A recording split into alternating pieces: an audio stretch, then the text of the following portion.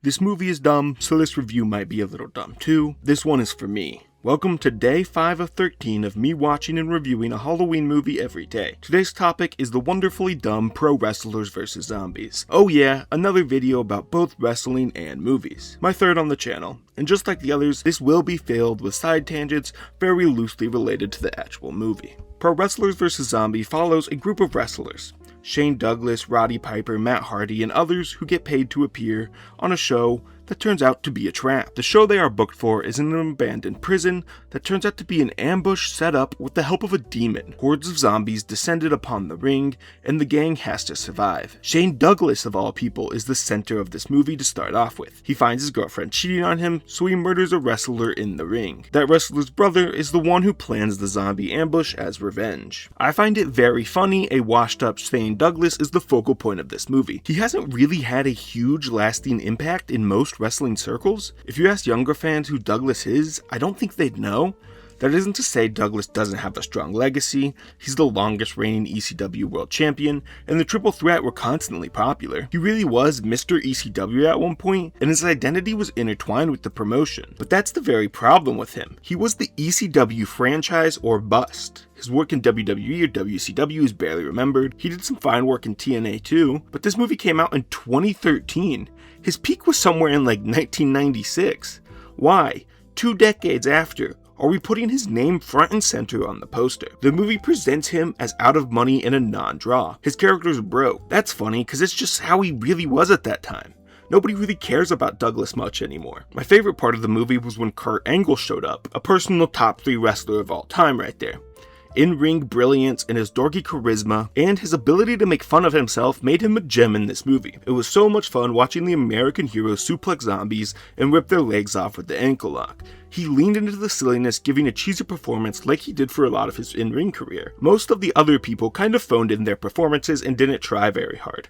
Not Kurt, he gave 100%. It's true, it's damn true. Which makes it a shame that he was in this the least. Shane Douglas, Jim Duggan, fucking Rebby and Matt all got more screen time than the best to ever do it. He won a gold medal with a broken neck and the zombies take him out this easily? Ridiculous power scaling in this movie. If you are looking for a bloody, gore-filled time, one that doesn't take itself seriously, this might be the movie for you. There is tons of blood and some fun deaths throughout. The visual effects look surprisingly good for how cheap some of the acting felt. The makeup on the zombies themselves isn't very well, but it's the deaths that look good. If the movie commits to one aspect, it's the horror zombie effect, and the scenes of old ass dudes running through zombies. It's where the movie kinda loses me too. So much of this movie is just pointless, repetitive, and tedious. First off, the setup is bland as it can be. Once the wrestlers get to the prison, they are attacked, and the movie has a scene of everybody making their getaway. Shane sacrificing one in the group to keep the zombies at bay, then a moment of calm before the zombies come, and Shane secretly sacrifices another person. This happens like 4 times in a row. It just got a little sad. No new action either, just Jim Duggan slowly swinging his board until he died. Weak punches and shoves until another member died. A wrestler hits their finisher in a brawl with a zombie and then dies. On to the next one. It's an exhausting story structure, if you can even call it that. It also annoys me how disinterested this movie is in actual wrestling. Like 5 minutes are spent in an actual wrestling ring.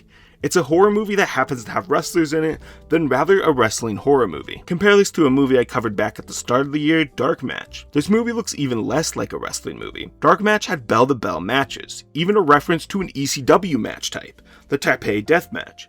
But this movie did none of that. And even when they had Douglas right there. I love my references and wanted this to be filled with even more. Why have the word wrestlers in your movie title just to have zero wrestling? Very dumb and funny they cast Matt Hardy in this, known for his extreme antics, eventually being known for the Broken universe that has zombies in it, just for him to be a horn dog the entire time. That's his only character trait in this, that him and his wife have sex. Another highlight of the movie was Roddy Piper. This isn't the first horror movie you think of when you think of Piper. I'll get back to that on a later day, wink wink. But he does some solid acting in this one. Not outright brilliant, but serviceable. It is a little hard to fumble one of the greatest talkers, most charismatic wrestlers ever. He was able to bring a level of emotion to the film that the rest of the cast could only dream of doing. Not an actual display of emotions, but a vague idea that this movie resonated me came from Piper all the way. Dude is a treasure and seemed to give it an honest try. Not in the fight scenes though, he could barely move and it was a little hard to watch in that aspect. Who would have guessed, but the indie horror movie made by a wrestling fan treated the women characters very poorly. Pretty much every women were just there as props for the men or as eye candy.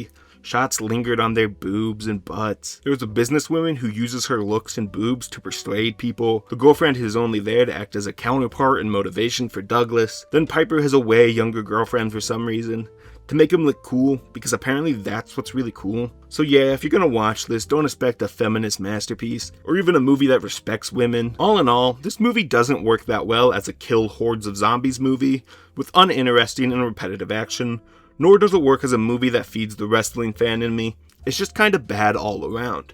If you are really into gore, special effects, and Shane Douglas, I could see you getting something out of this, but I would imagine that's a very small number of people who are into both. Either go watch a better movie, or an actual Piper or Angle match, maybe a Douglas match, but this movie just kinda made me not like him very much.